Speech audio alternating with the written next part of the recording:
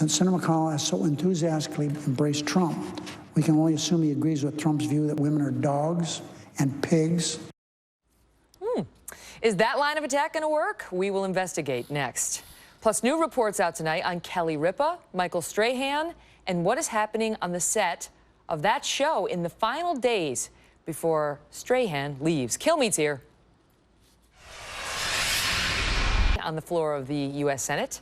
It came when Reid took to the microphones to react to a meeting between Donald Trump and Senate Leader Mitch McConnell. Watch. Since Senator McConnell has so enthusiastically embraced Trump, we can only assume he agrees with Trump's view that women are dogs and pigs. We can only assume that Republican leader is not repulsed by Donald Trump's vulgar behavior towards women.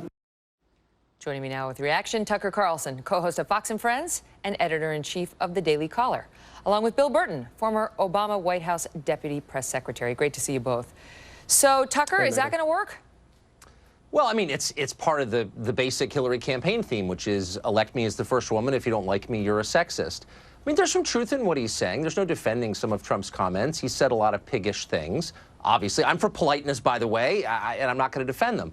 But I will say it's one thing to attack an individual woman. It doesn't make you a critic of all women or a hater of all women. I think Lena Dunham's kind of awful. It doesn't diminish my love for my wife or my 3 daughters. So it's kind of a ludicrous attack on that level. And also, by the way, voters know this. They know that Donald Trump has said these things, and they're sort of making their calculation on the basis of that knowledge already. It's not like a surprise.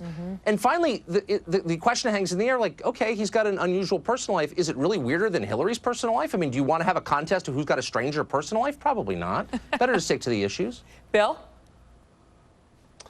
Well, I think that Tucker's mostly wrong here in the sense that I don't think that I mean, look, this is a big problem for Republicans in the sense that Donald Trump has said some amazingly incendiary things, not just about women, but about Mexicans, about Muslims, about a lot of folks. And if people are, you know, Republican voters chose Trump to be their nominee, but it was the choice of members of Congress and candidates to choose to support Donald Trump. They didn't have to, but if they do, they are going to have to answer for whether or not they agree with Trump on some of these things. But does it mean, Bill, that you support everything he said and done? I think that that is a question that those candidates and Republican members of Congress are going to have to answer.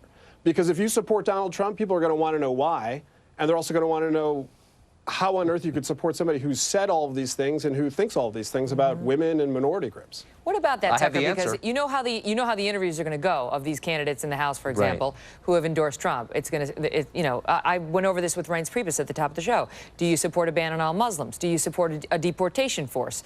Do you support this kind of language about women? Do you think that Planned Parenthood does wonderful things? You know, that's how it's going to go. I mean, the hilarious thing about this line of argument is it's the opposite, actually, of the truth. The congressional leadership, to the extent they're supporting Trump, is doing so at gunpoint. He ran against them. I mean, he only exists because they failed. He doesn't like them. They don't share a lot of the same beliefs. In fact, they hate each other, as everybody knows. So the idea that they're sort of welcoming him with open arms, no, he's been forced on them by their own voters, I would say. And the other point, of course, to make is that a lot of these policies horrify NPR listeners and, you know, uptight white liberals, but they have a lot of support in the country. I mean, what is the argument against securing the borders? It's not racist to want to have secure borders. Every normal person does, and yet we don't. It's not as much the securing the borders. It's stuff like deportation force, right? What does that mean? Well, I don't know. I mean, it's not a massive leap to say if there are people here illegally and you believe they're taking jobs from Americans, and you can make that case. It's not a crackpot or fringe case to make at all. There's some numbers actually to back it up.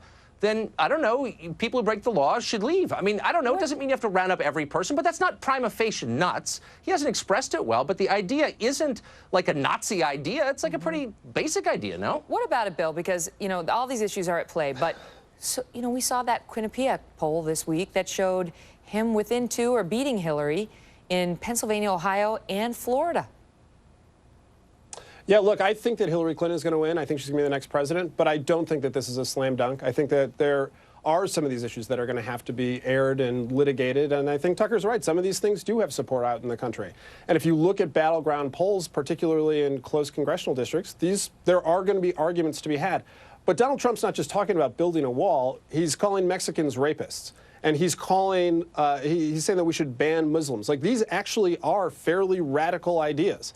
And I don't think that they have broad-based support, but there are corners of America where they do have support. And the thing that's going to be so tricky for these congressional candidates on the Republican side is that they can stand with Trump and alienate independent voters and left-leaning conservatives, or they can push themselves away from Trump and they can risk alienating Trump supporters. So for them, they've got a real math problem.